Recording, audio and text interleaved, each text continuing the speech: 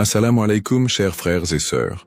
Au cœur des enseignements de l'islam, l'apparition de l'imam Mahdi, que la paix soit sur lui, occupe une place particulière et suscite une profonde réflexion parmi les croyants. L'imam Mahdi est décrit comme un guide divinement choisi, envoyé pour rétablir la justice et l'équité à une époque où l'injustice et la corruption domineront le monde. Cette prophétie, profondément ancrée dans les hadiths du prophète Muhammad, Saus, est une source d'espoir pour des millions de musulmans à travers le globe. Dans un monde marqué par l'incertitude, les conflits et les crises, beaucoup se tournent vers les signes de la fin des temps pour mieux comprendre les événements qui les entourent.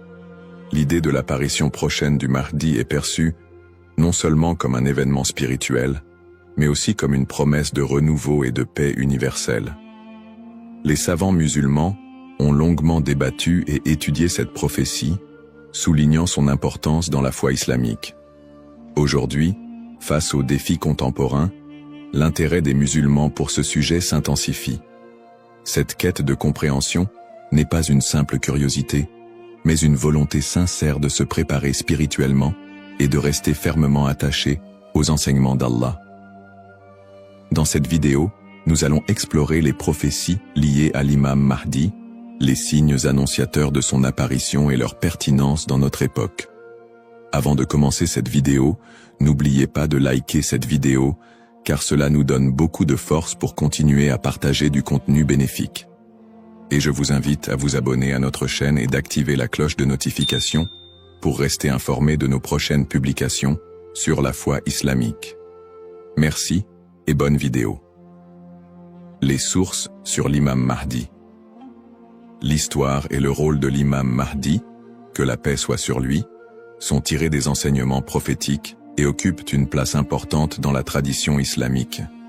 Bien que le Coran ne mentionne pas directement l'imam Mahdi, de nombreux hadiths authentiques du prophète Muhammad, sallam, mettent en lumière son apparition future. Ces textes constituent les principales sources de compréhension sur ce sujet. Parmi les hadiths largement acceptés par les savants, on trouve celui rapporté par Abu Saïd al-Khudri, qu'Allah soit satisfait de lui, où le prophète, Saus, a dit « Le jour de la résurrection ne viendra pas avant qu'Allah n'envoie un homme de ma descendance, dont le nom sera comme le mien, et dont le nom du Père sera comme celui de mon Père. Il remplira la terre de justice et d'équité, tout comme elle était auparavant remplie d'oppression et d'injustice. » Rapporté par Abu Daoud et authentifié par Al-Albani. Un autre hadith rapporté par Salama, qu'Allah soit satisfait d'elle, mentionne « Le Mahdi viendra de ma descendance, de la lignée de Fatima. » Sunan Ibn Majah, Sahih, selon Al-Albani. Ces hadiths et bien d'autres montrent que l'imam Mahdi sera un descendant direct du prophète Muhammad, Saus, portant son nom et sa mission. Guider l'humanité et rétablir l'équilibre et la justice dans un monde troublé. Cependant, il est crucial de faire la distinction entre les sources authentiques et celles qui sont discutables. Les savants de l'islam ont mis en garde contre l'utilisation de hadiths faibles ou inventés pour alimenter des spéculations sur l'imam Mahdi. Par exemple, certains récits non authentifiés décrivent des événements exagérés ou incompatibles avec les enseignements fondamentaux de l'islam. Ces récits, bien qu'ils puissent captiver l'imaginaire populaire, ne doivent pas être utilisés pour fonder nos croyances. L'imam Ibn Kathir, dans son ouvrage Al-Bidaya wal-Nihaya, a compilé plusieurs récits authentiques sur le Mahdi, tout en dénonçant les récits non fiables. De même, des savants contemporains comme Sheikh Al-Albani ont travaillé pour classifier les hadiths sur ce sujet, permettant aux croyants de se baser uniquement sur des textes crédibles. En tant que musulmans, il est de notre devoir de ne suivre que ce qui est prouvé par les textes authentiques et validé par les savants. L'imam Mahdi est une figure réelle dans la foi islamique, mais les spéculations et exagérations doivent être évitées. La connaissance vérifiée, transmise par des chaînes de narration fiables, est essentielle pour une compréhension correcte. Ainsi, avant de discuter ou de croire à certaines affirmations concernant l'imam Mahdi, il est important de se référer aux sources validées et d'agir avec prudence. Ce sujet n'est pas un espace pour les opinions personnelles ou les interprétations hasardeuses, mais plutôt une opportunité d'approfondir notre foi avec sérieux et sincérité. Les signes avant-coureurs de son apparition. L'apparition de l'imam Mahdi, que la paix soit sur lui, sera précédée de nombreux signes prophétiques annoncés par le prophète Muhammad, SAW. Ces signes, regroupés en deux catégories principales, majeurs et mineurs, servent d'indicateurs pour les croyants. Ils rappellent l'approche de la fin des temps et l'importance de se préparer spirituellement. Les signes mineurs de la fin des temps. Les signes mineurs, également appelés Ashrat al-Sa'a, sont des événements qui se manifestent progressivement dans le temps. Beaucoup d'entre eux sont déjà visibles aujourd'hui. Parmi les signes mentionnés dans les hadiths, la prolifération des injustices et des oppressions. Le prophète, SAW, a dit « Quand l'autorité sera donnée à ceux qui ne la méritent pas, alors attends-leur » Sahih al-Bukhari. Ce signe est visible à travers la corruption généralisée, les injustices sociales et l'abus de pouvoir. La multiplication des divisions parmi les musulmans. Le prophète, SAW, a mentionné que la communauté musulmane sera fragmentée en différents groupes, chacun suivant son propre chemin. L'apparition d'innovations religieuses et la négligence de la sunna les croyants délaisseront les enseignements du Coran et de la sunna, tandis que les innovations deviendront courantes. L'expansion des richesses matérielles mais une pauvreté spirituelle. Dans un hadith rapporté par Abu Huraira, le prophète, SAW, a dit « L'heure ne viendra pas avant que la richesse ne devienne abondante au point que personne n'acceptera une aumône. » Sahih al-Bukhari. La dégradation des mœurs. Les valeurs morales seront mises de côté, et les comportements immoraux deviendront monnaie courante. Ces signes, bien qu'inquiétants, sont aussi une opportunité pour les croyants de retourner vers Allah, de se repentir et de renforcer leur foi. Les signes majeurs de la fin des temps. Les signes majeurs sont des événements extraordinaires et universels qui marqueront une étape décisive avant l'apparition de l'imam Mahdi et le jour du jugement. Parmi ces signes, la montée de grands troubles et conflits mondiaux. Des guerres intenses et des désordres sans précédent se propageront, causant chaos et destruction. L'émergence du Dajjal, l'Antéchrist. Le Dajjal apparaîtra comme un grand trompeur, prétendant être divin. Il sera un test majeur pour les croyants. L'imam Mahdi sera un guide spirituel crucial pour affronter cette épreuve. L'apparition d'un feu en Arabie. Le prophète, SAW, a dit « L'heure ne viendra pas avant qu'un feu ne sorte du Hijaz et éclaire les coups des chameaux à Bousra. » Sahih al-Bukhari. Le lever du soleil à l'ouest. Ce phénomène surnaturel marquera un point de non-retour pour le repentir des gens. La descente de Jésus, Issa, que la paix soit sur lui, Jésus, As, reviendra pour soutenir l'imam Mahdi, vaincre le Dajjal et instaurer la justice. Événements actuels liés aux signes. De nombreux croyants se demandent si les événements contemporains, tels que les catastrophes naturelles, les pandémies, les guerres et l'érosion des valeurs morales, pourraient être liés à ces signes prophétiques. Bien que certains événements puissent sembler correspondre, il est important de rappeler que seul Allah connaît le moment exact de la réalisation de ces prophéties. Interprétation des signes par les savants. Les savants islamiques soulignent que les signes de la fin des temps ne doivent pas être interprétés littéralement ni utilisés pour prédire des dates précises. Leur rôle est de renforcer notre foi et de nous rappeler l'impermanence de ce monde. Cheikh al-Islam ibn Taymiyyah et d'autres érudits ont mis en garde contre les spéculations excessives, rappelant que les prophéties doivent être comprises dans leur contexte spirituel et non comme des prédictions mondaines. Se préparer tout en restant modéré. Face à ces signes, les musulmans sont appelés à se tourner vers Allah par la prière, la lecture du Coran et les bonnes actions. Il est essentiel de ne pas sombrer dans la panique ou les théories sensationnalistes, mais plutôt de renforcer notre foi et notre confiance en Allah. Comme le prophète SAW l'a dit, « Agissez tant que vous êtes en vie ». Un rappel essentiel. Enfin, Il est crucial de se souvenir que seul Allah connaît le moment exact de l'apparition de l'imam Mahdi et du jour du jugement. Le rôle du croyant est de se préparer spirituellement et d'agir pour le bien, sans céder aux inquiétudes ou à l'impatience. Qui est l'imam Mahdi? L'imam Mahdi, que la paix soit sur lui, est une figure centrale des prophéties islamiques liées à la fin des temps. Son nom, Al-Mahdi, signifie « le bien guidé », et il est décrit comme un leader choisi par Allah pour restaurer la justice et l'équité dans un monde plongé dans l'injustice et la corruption. Il incarne l'espoir et la rédemption pour les croyants, à une époque où les valeurs morales et spirituelles auront été gravement dégradées. Le rôle de l'imam Mahdi selon les enseignements islamiques. Le rôle principal de l'imam Mahdi sera de guider l'humanité sur le chemin de la vérité et de la foi. Il apportera la justice dans un monde envahi par l'oppression et rétablira l'ordre dans les sociétés désorganisées.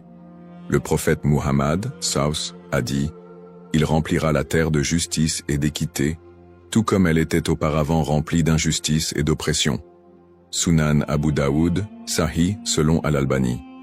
Le Mahdi sera également un défenseur de l'islam et de l'unité de la communauté musulmane. Ummah. Son arrivée coïncidera avec une période de chaos où les croyants seront divisés et éprouvés par de grandes tribulations. Il unifiera les musulmans sous une bannière commune et les guidera dans des batailles contre les forces du mal, notamment le Dajjal, l'Antéchrist. Traits et caractéristiques de l'imam Mahdi. Les hadiths authentiques décrivent l'imam Mahdi comme un homme au physique et aux qualités exceptionnelles. Son nom et sa lignée. Il portera le même nom que le prophète Mohammed, Saus, et son père aura également un nom similaire à celui du père du prophète. Il sera un descendant direct du prophète à travers sa fille Fatima, qu'Allah soit satisfait d'elle. Son apparence, dans certains récits, il est décrit comme ayant un front large et un nez aquilin. Ses traits physiques permettront aux croyants de le reconnaître. Son caractère, le Mahdi sera doté d'un sens aigu de la justice, d'une grande sagesse et d'un cœur pur. Il sera aimé et suivi par les croyants sincères. Le prophète Muhammad, Salabas, a dit « Le Mahdi viendra de ma descendance, de la lignée de Fatima. » Sunan ibn Majah, Sahih selon Al-Albani. Le lien avec le prophète Muhammad, Saus. L'imam Mahdi, en tant que descendant direct du prophète Muhammad, Saus, est lié non seulement par sa lignée, mais aussi par sa mission spirituelle. Comme le prophète, il sera un guide pour l'humanité et incarnera les valeurs de l'islam, la justice, la miséricorde et la foi en Allah. Sa venue est perçue comme une continuation de la mission prophétique, avec un accent particulier sur la restauration de l'équilibre dans un monde corrompu. Pourquoi est-il tant attendu par les croyants?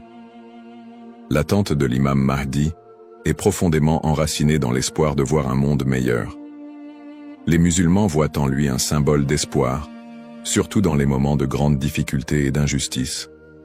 Espoir de justice universelle, dans un monde où les inégalités et les oppressions sont omniprésentes, l'imam Mahdi est attendu comme celui qui rétablira l'équilibre et donnera à chacun son droit. Unité de la communauté musulmane. À une époque où les divisions parmi les musulmans sont nombreuses, il apportera l'unité et la paix au sein de l'Ummah. Un guide spirituel et moral. Alors que les valeurs spirituelles s'érodent, il sera un phare de lumière et un rappel puissant du message divin. Pour les croyants, l'imam Mahdi représente un renouveau spirituel et moral. Sa venue n'est pas simplement un événement futur, mais un rappel constant de l'importance de rester attaché à sa foi, de cultiver la justice et d'agir en tant que serviteur d'Allah. Un rappel essentiel. Bien que l'attente du Mahdi soit source d'espoir, il est important de se rappeler qu'Allah seul connaît le moment de son apparition. Comme le prophète Muhammad, Saus, l'a dit, il viendra au moment qu'Allah aura choisi pour lui. Cette croyance nous rappelle de nous concentrer sur nos propres actions et de renforcer notre foi en préparation à cet événement majeur. Le rôle du croyant en attendant l'imam Mahdi. L'attente de l'imam Mahdi, que la paix soit sur lui, est une réalité profondément ancrée dans la foi islamique. Cependant, cette attente ne doit pas être perçue comme une justification pour l'inaction ou la passivité. Au contraire, le croyant est appelé à renforcer sa foi, ses bonnes actions et son lien avec Allah dans cette période d'attente. Se concentrer sur ses propres actes et sa foi. L'attente de l'imam Mahdi ne signifie pas que les croyants doivent simplement espérer un changement sans agir. Allah nous rappelle dans le Coran, « Certes, Allah ne modifie pas l'état d'un peuple tant qu'il ne modifie pas ce qui est en eux-mêmes. » Sourate Ar-Ra'd 13-11. Cela implique que chaque croyant doit se concentrer sur l'amélioration de ses propres actes, de sa foi et de son comportement. L'imam Mahdi ne viendra pas pour accomplir ce que nous négligeons, mais pour guider une communauté déjà engagée dans la voie d'Allah. Pratique recommandée pour le croyant. En attendant l'imam Mahdi, le croyant doit s'efforcer de maintenir une relation forte et constante avec son Créateur. Voici quelques pratiques essentielles. La prière, salah. La prière est le pilier central de l'islam et le premier acte dont le croyant sera jugé. L'accomplissement régulier des prières obligatoires et surérogatoires est crucial pour renforcer notre foi. Le dhikr, évocation d'Allah, multiplier les invocations et les rappels d'Allah, permet de purifier le cœur et de rester connecté à lui, même dans les moments difficiles. Le prophète Saus a dit, « Le meilleur rappel est « La ilaha illa Allah » Il n'y a de Dieu qu'Allah.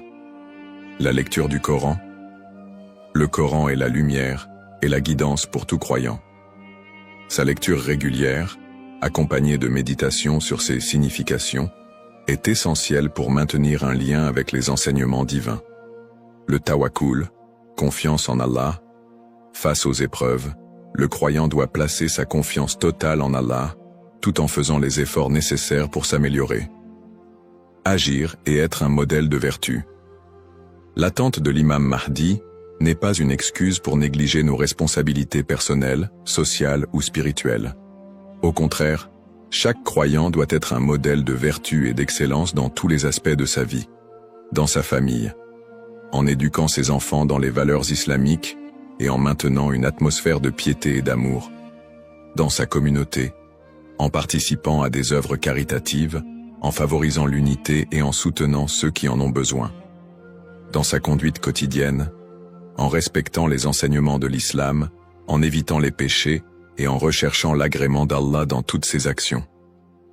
Un rappel d'équilibre et de responsabilité. L'imam Mahdi n'est pas une figure miraculeuse venue pour résoudre tous les problèmes du monde sans notre participation.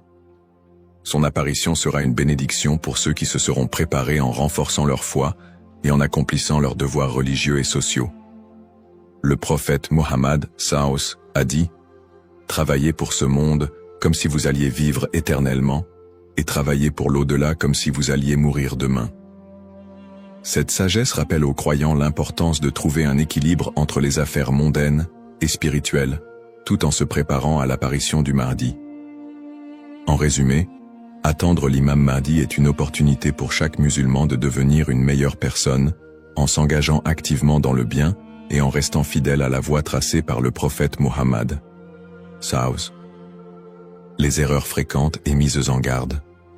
L'attente de l'imam Mahdi est une croyance importante en islam, mais elle doit être abordée avec prudence et discernement. Les spéculations non fondées et les interprétations erronées des signes peuvent conduire à des malentendus et à des dérives, s'éloignant ainsi des enseignements authentiques de l'islam.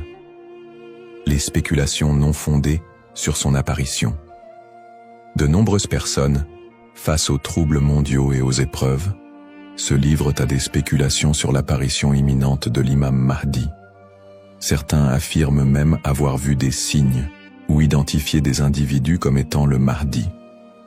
Ces spéculations, bien qu'alimentées par l'inquiétude ou l'espoir, sont souvent basées sur des sources faibles ou des interprétations personnelles. Le prophète Mohammed Saus nous a rappelé que seul Allah connaît le moment de ces événements. Quant à l'heure, nul ne la connaît, si ce n'est Allah. Sourate Luqman, 13-6 Shiunu 13-6 Shipatru. Il est donc essentiel de rester vigilant face à ceux qui prétendent connaître des détails précis ou fixer des dates, car cela va à l'encontre des enseignements islamiques. Les dangers d'interpréter les événements sans preuves solides. L'histoire a montré que certains individus ou groupes ont abusé de la croyance en l'imam Mahdi pour manipuler les gens, provoquer des divisions ou instaurer des mouvements extrémistes. Ces interprétations sans fondement solide peuvent semer la confusion et détourner les croyants de leur foi. Les savants mettent en garde contre l'interprétation erronée des textes prophétiques sans une connaissance approfondie. L'utilisation des événements actuels pour affirmer des prophéties sans preuves solides. La propagation de fausses informations ou d'idéologies qui ne reposent pas sur le Coran et la Sunna. Les conseils des savants pour éviter les dérives. Pour se prémunir contre ces erreurs, les savants recommandent les points suivants. S'appuyer sur les sources authentiques, étudier les hadiths authentiques et éviter les récits douteux ou faibles.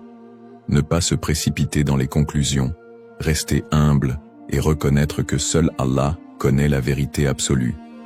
Consulter les savants compétents, s'adresser à des érudits fiables pour toute question ou doute sur les prophéties. Se concentrer sur ses propres actes, plutôt que de se perdre dans des spéculations inutiles, renforcer sa foi et accomplir ses devoirs religieux. Un rappel essentiel. L'apparition de l'imam Mahdi est un événement certain, mais son moment reste un secret d'Allah.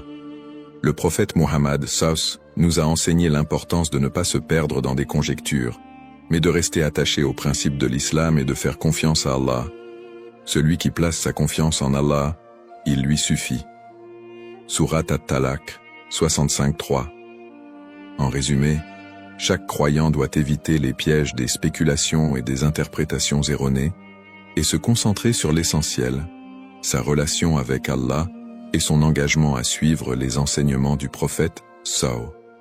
L'importance de l'espoir et de la confiance en Allah. Dans un monde rempli de défis, d'épreuves et d'incertitudes, il est essentiel pour les croyants de maintenir un profond sentiment d'espoir et une confiance absolue en Allah. La promesse de l'apparition de l'imam Mahdi, que la paix soit sur lui, n'est pas un appel à la peur, mais un rappel de la miséricorde et de la sagesse infinie d'Allah. Ne pas céder à la peur ou à l'anxiété. Les épreuves de la vie peuvent parfois paraître écrasantes, mais Allah nous rappelle dans le Coran. Ne vous laissez pas abattre et ne soyez pas tristes. Vous êtes les supérieurs si vous êtes croyants. Surat Al-Imran 3:139. Plutôt que de succomber à l'anxiété face aux troubles du monde ou aux signes de la fin des temps, les croyants doivent se rappeler que ces événements font partie du plan divin. Allah est le meilleur des planificateurs, et tout ce qui se passe a une raison profonde, même si elle nous échappe. Chaque épreuve est une opportunité de se rapprocher d'Allah. Les moments de difficulté sont, en réalité, des occasions uniques pour renforcer sa foi et son lien avec Allah. Le prophète Muhammad SAW a dit « La récompense est proportionnelle à l'épreuve. Lorsqu'Allah aime un peuple, il l'éprouve. » Sahih al-Bukhari. Au lieu de voir les épreuves comme des obstacles, elles doivent être perçues comme des moyens d'expier nos péchés, de purifier nos cœurs et d'accroître notre patience et notre gratitude. Les pratiques comme le dhikr, la prière et la lecture du Coran permettent de transformer ces épreuves en des opportunités de rapprochement avec Allah. Plus le croyant se connecte à son Seigneur, plus il trouve de sérénité et de force face à l'adversité. Rester unifié en tant qu'Ummah. L'unité de la communauté musulmane, Ummah, est un pilier essentiel dans la préparation à l'apparition de l'imam Mahdi. La division affaiblit les croyants et les détourne de leurs objectifs spirituels. Allah nous appelle à l'unité dans le Coran. Et cramponnez-vous tous ensemble au câble d'Allah et ne soyez pas divisés. Surat Al-Imran 3:103. En restant unis, les croyants peuvent surmonter les épreuves collectives et se soutenir mutuellement dans la foi. L'entraide, le pardon et l'amour fraternel sont des valeurs fondamentales pour bâtir une communauté forte et résiliente. Un rappel d'espoir et de sérénité. Allah est toujours avec ceux qui placent leur confiance en lui. Le prophète Muhammad, Savus, nous a enseigné que même dans les moments les plus sombres, Il y a toujours de l'espoir pour ceux qui se tournent vers Allah avec sincérité. Il a dit, « Étonnante est l'affaire du croyant. Tout ce qui lui arrive est un bien pour lui. Si un bonheur l'atteint, il remercie, et c'est un bien pour lui.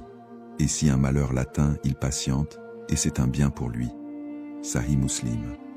Ainsi, en renforçant notre foi, en restant unis et en plaçant notre confiance en Allah, nous transformons les moments d'incertitude en des opportunités de grandir spirituellement et de construire un avenir meilleur pour l'Oumma. Conclusion inspirante. En résumé, la prophétie de l'apparition de l'imam Mahdi est un rappel puissant pour les croyants de renforcer leur foi, d'être attentifs aux enseignements d'Allah et de se préparer spirituellement à l'au-delà. Nous avons exploré les sources authentiques qui mentionnent l'imam Mahdi, les signes avant-coureurs de son apparition et son rôle dans la restauration de la justice et de l'équité. Nous avons également mis en lumière l'importance pour chaque croyant d'agir, de cultiver la patience et de ne pas tomber dans des spéculations infondées. Ces enseignements sont une invitation à la réflexion personnelle. Suis-je prêt à rencontrer mon Seigneur? Ai-je accompli les devoirs qu'Allah m'a confiés? L'attente de l'imam Mahdi doit nous pousser à purifier nos intentions, à accroître nos bonnes actions et à renforcer l'unité de l'Oumma. Terminons cette réflexion par une invocation sincère. Ô Allah, guide-nous sur le droit chemin, raffermis notre foi et aide-nous à être parmi ceux qui te plaisent. Protège l'humanité des épreuves et des divisions et accorde à l'Oumma l'unité et la paix. Fais de nous des serviteurs sincères et prépare nos cœurs à accueillir tes bénédictions. Amin. Puisse Allah nous accorder la patience, la sagesse et la force d'être des modèles de vertu et de foi. Bismillahir-Rahman-ir-Rahim. Au nom d'Allah, le tout miséricordieux, le très miséricordieux. Assalamu alaykum wa rahmatullahi wa barakatuh. Que la paix, la miséricorde et les bénédictions d'Allah soient d'armois sur vous tous. Attention, beaucoup de croyants commettent une erreur sans s'en rendre compte.